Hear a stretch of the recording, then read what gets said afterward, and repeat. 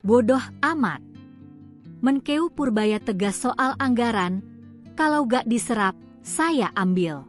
Menteri Keuangan, Menkeu, Purbaya Yudi Sadewa merespons pernyataan Ketua Komisi 11 DPR RI Muhammad Misbahun yang meminta Purbaya untuk berhenti mengomentari kebijakan kementerian lain. Purbaya menegaskan dia tidak pernah mengomentari kebijakan kementerian lain.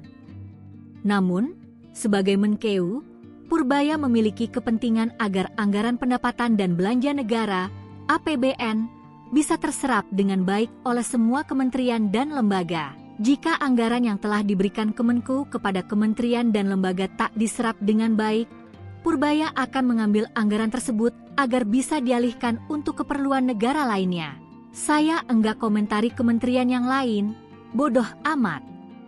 Tapi gini, saya berkepentingan anggaran saya terserap, kalau enggak diserap saya ambil uangnya, kata Purbaya dalam keterangan persnya, Rabu, 15 Oktober 2025, dilansir Kompas TV.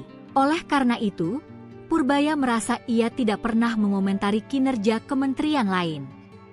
Saya enggak komentarin kerja mereka, kementerian lain, tegasnya.